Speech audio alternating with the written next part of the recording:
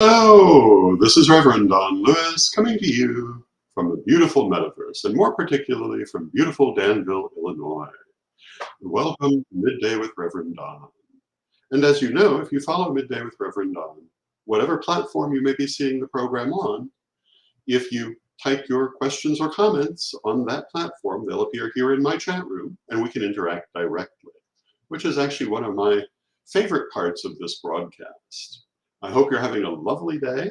I want to start by wishing a happy birthday to Mary Cavalcante, one of our regular viewers, and I hope that Mary is having a beautiful day today. Today, our subject is going to have to do with the character of the soul.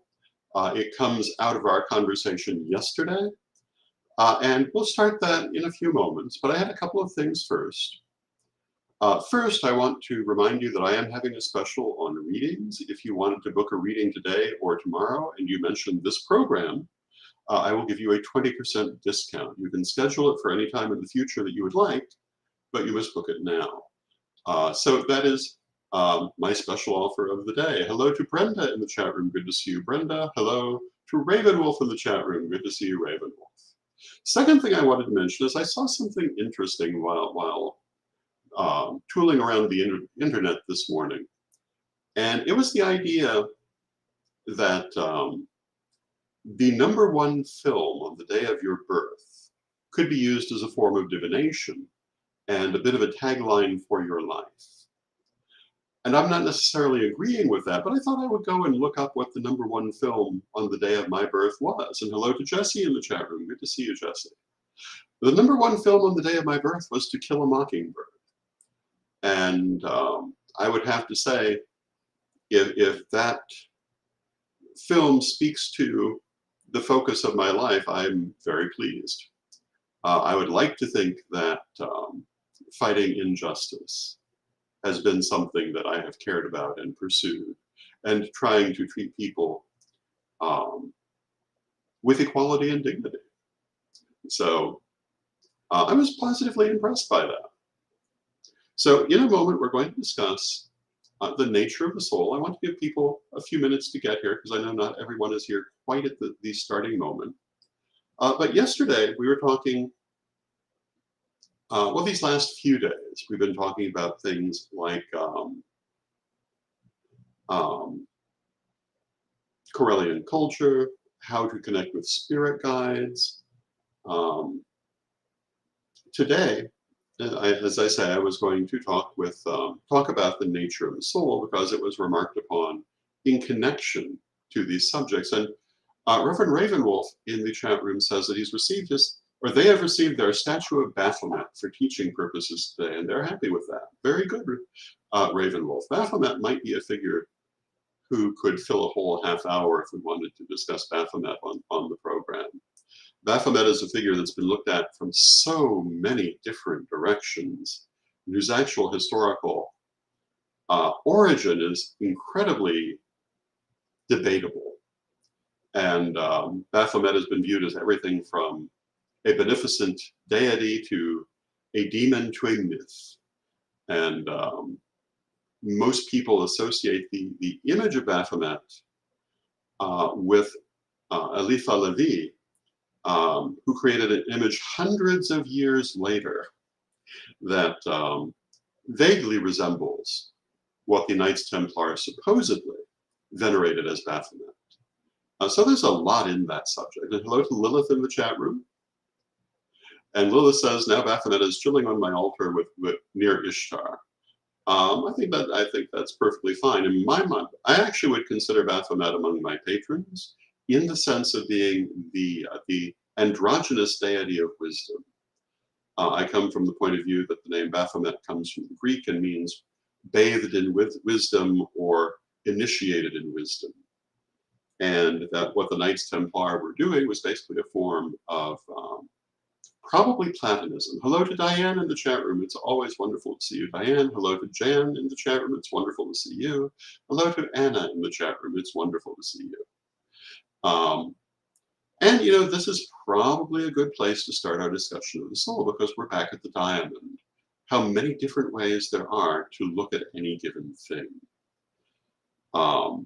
I would say to you that the soul is either really simple or really complex, depending on where and for what purpose you're looking at it. Um, Jesse says, I would like to hear the history of Baphomet and my thoughts on it because they believe it's been oogie boogied by some, and my goodness, it has, hasn't it? It surely has. Hello to Janet Gann in the chat room. Let me just write that down. We will make it a subject. Baphomet and the Knights Templar, because if you're not aware, that's where Baphomet supposedly comes from. And again, the origins of Baphomet are highly debated. And I guess we'll talk about that, but not today. But getting back to the diamond and the soul, how you view the soul depends on where and how you're interacting with it. Soul is part of the higher self. We were talking about the higher self. Generally speaking, well, let's go back through the 7 levels of being. And let us begin by saying that this is our way of understanding this to make it more understandable for our conscious minds. There aren't actually hard stops between these levels. And where you place those stops can and does vary depending on your tradition and your background. I come from a 7-plane background. First plane is physical. We're all aware of our physicality. We're aware of the physical world around us. It's completely understandable to us. Second level is emotional.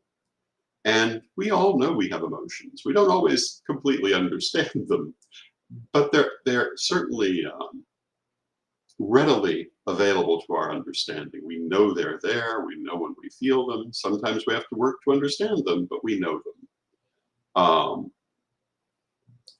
Third is mental. We know we can think. Most of us do think. Sadly, I mean that the way I say it. We don't all have critical thinking, but we all think. And the theory is that every level that you have passed through of the 7 planes, you can readily perceive from where you are in those 7 planes. And the general theory is that humans are now either at the top of the mental plane or the lower part of the astral plane, or right on the cusp between them. So everything that I've just said, people can readily perceive. It's right there for us. The things above, we still have to work really hard to perceive. And what's above? First, the astral plane. What is the astral plane? It's where we create the world, separately and together. Hello to John. John Phillip in the chat room. And John Phillip says, hello, everyone. I was just informed about this live stream presentation in time to catch it before it ends, which is a very rarely occurring thing. I'm so glad you were informed, John Phillips. I'm glad you're here. Welcome. But as I was saying, above is the astral plane where creation occurs. When we work magic, we're working through the astral plane. When we do things like astral travel, obviously we're working through the astral plane. Many things are possible at the astral plane that don't seem possible on the levels below it. It changes everything we perceive in the universe to be working from that plane. It is where the soul creates its experience in the physical world, or co-creates, depending on your point of view and what you're talking about. Above the astral plane is the solar plane, or some would say the egoic plane. This is the literal soul. The soul is where we store all those experiences that we have in a comprehensive and understandable order through the different lifetimes we lead. And where we learn the lessons of those lives. It is our coherent us. And it's far more than a bigger image of our conscious mind. And we'll come back to that momentarily. But the soul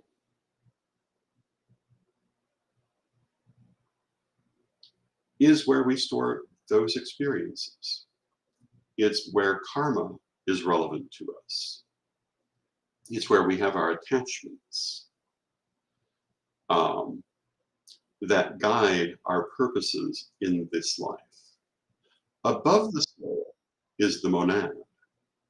And the monad is actually what triggered this question because it's the one people have the hardest time understanding.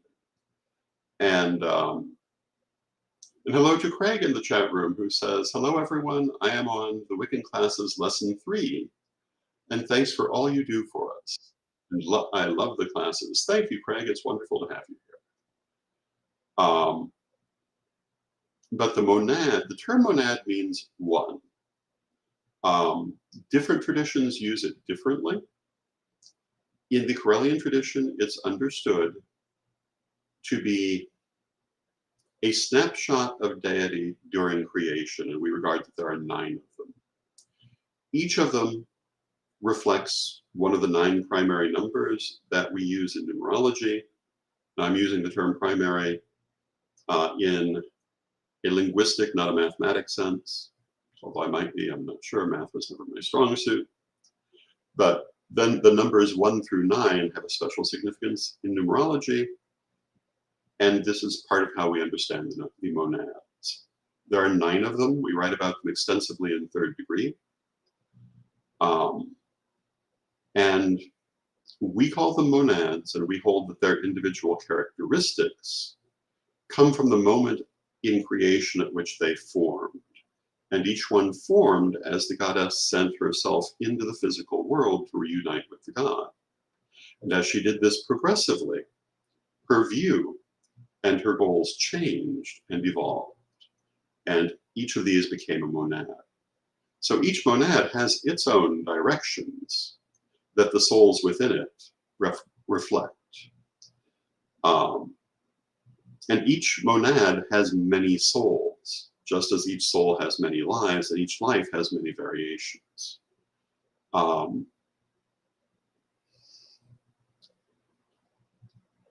more easy way to understand this might be to use the term soul group. So if you find soul group easier to understand than monad, there's nothing wrong with that. That's what we're talking about as a monad. But we regard that just as every life within a soul reflects the same energy, every soul within a monad reflects the same energy. It's not a random grouping. And then, of course, the final level is deity, which moves through all of us. The monads, as we said, are snapshots of deity at different points in creation. They're still deity. The soul is still deity. The lives are still deity. All the parts of these 7 planes are still deity. But depending where you're looking from, they seem increasingly separate. And that separation is a reality too, but so is the unity. And to truly understand, I think, anything in deeper thought, you have to understand the resolution of opposites, how these 2 things can be true at once. And the answer to that is that it depends on how you're looking at it. Yes, your soul has a level where it's completely independent. Your life has a level where it's all that matters to you, depending on where you're at in life and how you're looking at it. That does not mean that deity is not still within you. And deity being still within you doesn't mean you're not still separate. They all come together. And John Phillips says, so this concept of monad is not the same as Leibniz's concept of monads. No, it is a different understanding, not completely unique in metaphysics. But there are several different understandings that you will encounter in metaphysics and other uses of the term. Just as there are different understandings of what a soul is. I often hear particularly certain sorts of conservative Christians talk about souls, and I find it hard to understand what they mean compared to what we mean. Just for starters, there's no way you could give away or sell your soul from a pagan point of view. It's the essence of yourself. I don't understand really what they mean. Obviously, there's a difference.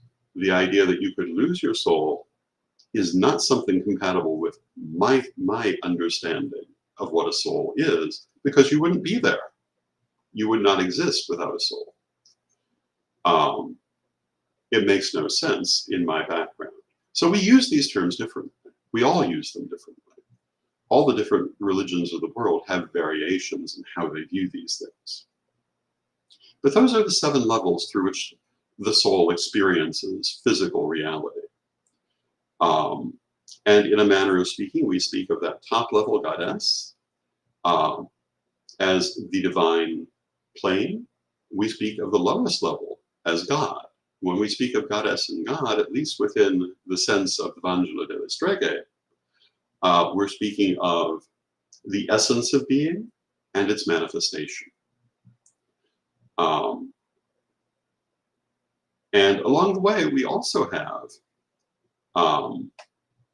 the concept of individual gods as individual beings. And what would I say about that? Exactly what I've just said. Depends on the level you're looking at.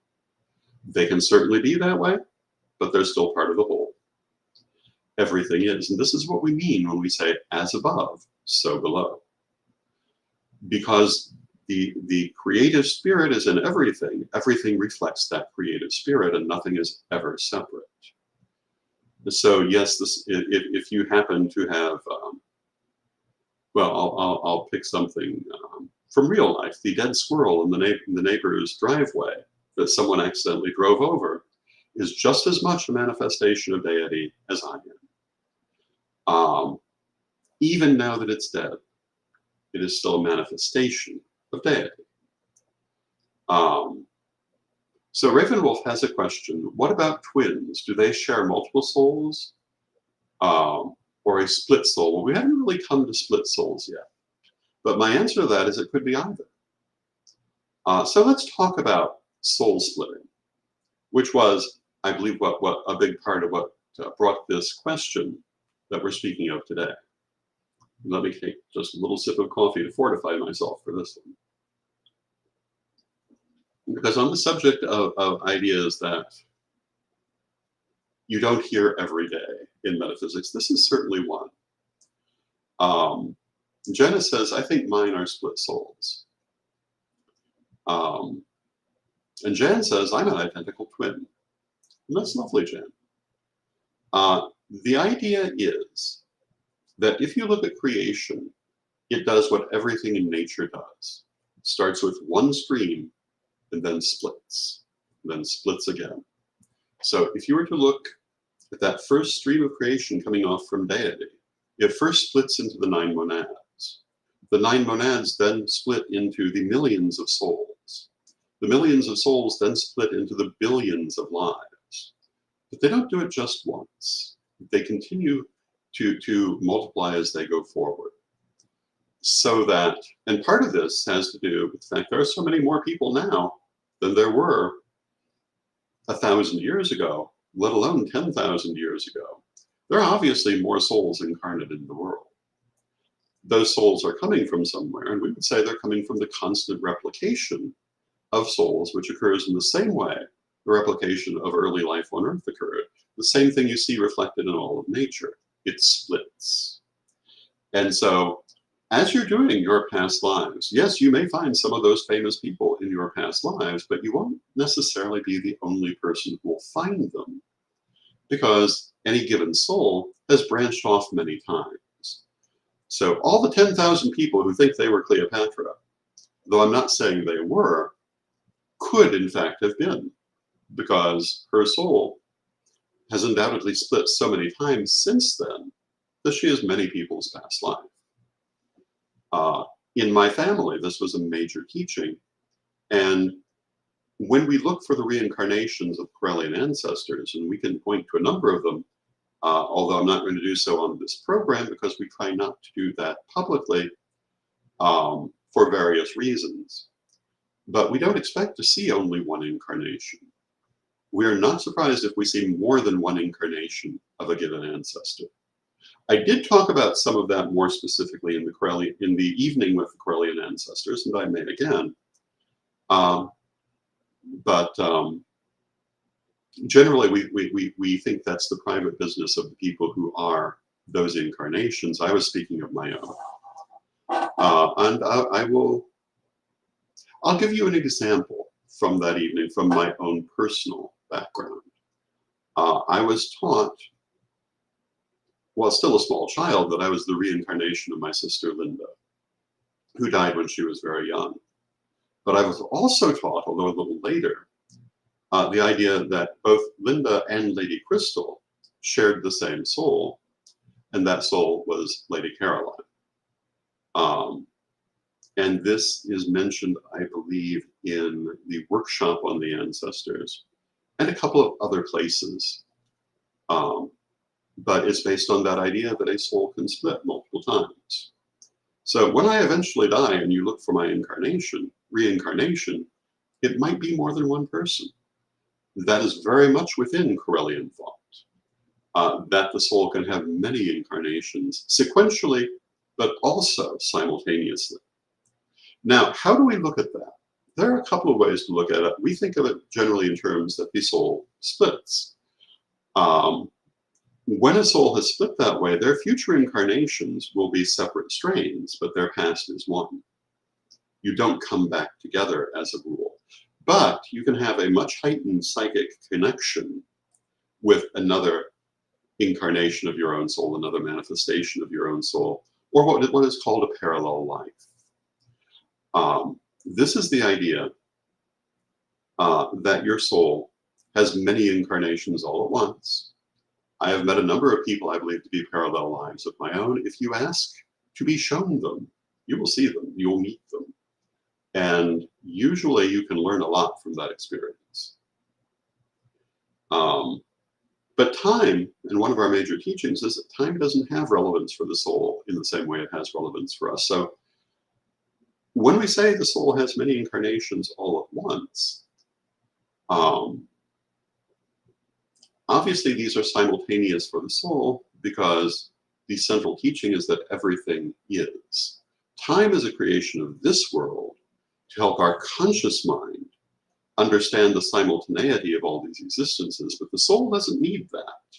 The soul isn't limited to our conscious mind, it's much larger, and it can understand what's happening simultaneously.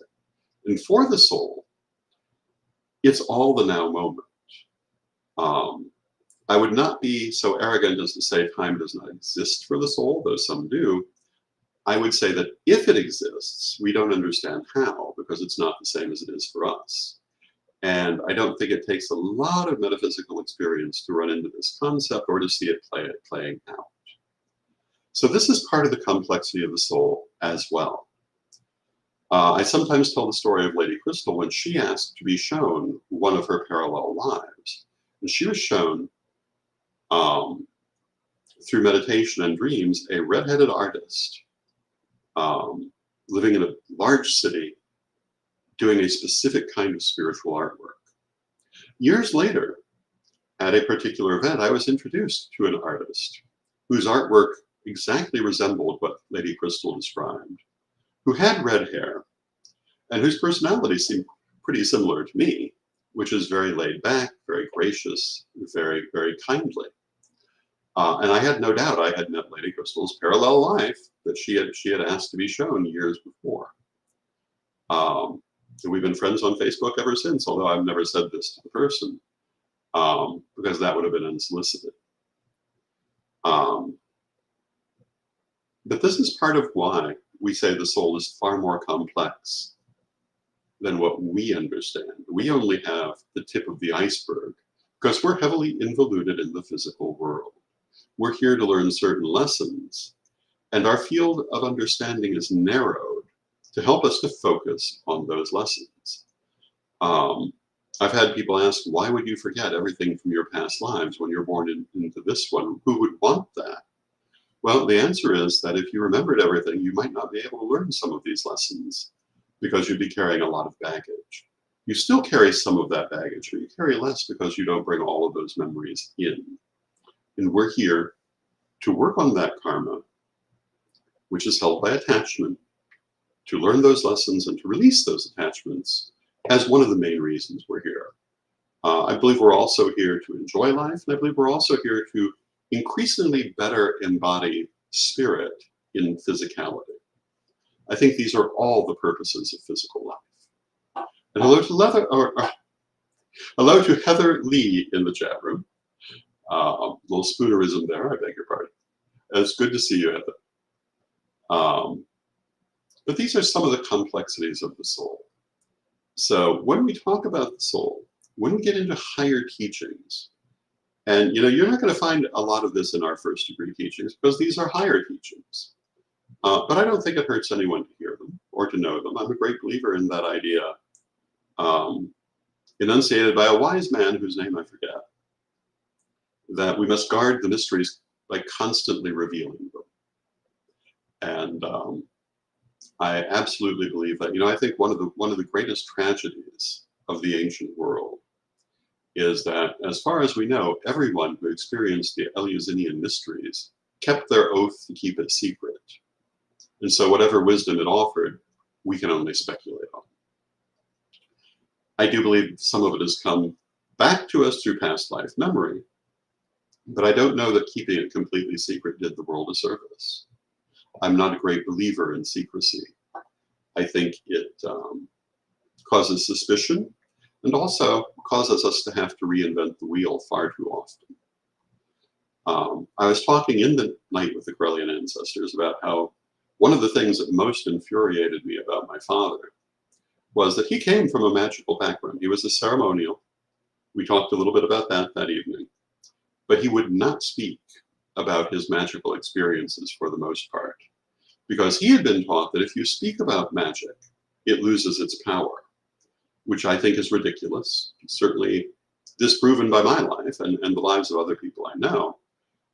But it also means that there are certain things I know that I can definitively say, yes, he did. And a lot of things I have no idea of that might have made our relationship more understandable. I don't think that secrecy is generally a good policy.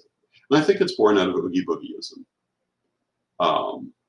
So there you go. Hello to Calvin from Temple of the Oak in Raleigh, North Carolina. It's good to see you, Calvin. Thank you for being here. And with that, I see we've come to the end of our half hour.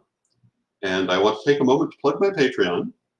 And tomorrow, I am doing a seminar on Patreon at the seminar tier, which will be on the subject of mediumship and oracular work. And I'm looking forward to that. I hope those of you who are coming are looking forward to it too. And you can get that by belonging to my Patreon at the seminar tier, or by getting a ticket at CorellianPublishing.com, because it is also available by ticket. But if you'd like to join my Patreon, you can find it at RevDonLewis.com. And we have a lot of things that are very, I think very worth joining for. And John Phillips says, this was an interesting discussion. Thank you, John Phillips. I appreciate that. So thank you all for being here. I love you all. I love spending this time with you. And let us close with our prayer.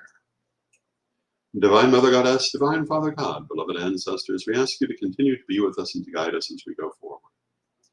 We rejoice in your presence in our lives, and we ask you to help us to understand complex concepts easily. And as we walk in our spiritual path, to help us always to remain flexible in our mentality so that we can accept new concepts when they come to us, and always be willing to expand our consciousness. Beloved Mother Goddess, beloved Father God, beloved ancestors, we thank you with great love, knowing you are always with us, but from respect, we thank you for your presence, and may you be blessed now and always. And I thank you for your presence. I love having you here every day. We'll be back on Monday. I hope to see you then. Hello to Vivian in the chat room. Good to see you, Vivian. And we will see you Monday. And until next time, may you blessed be.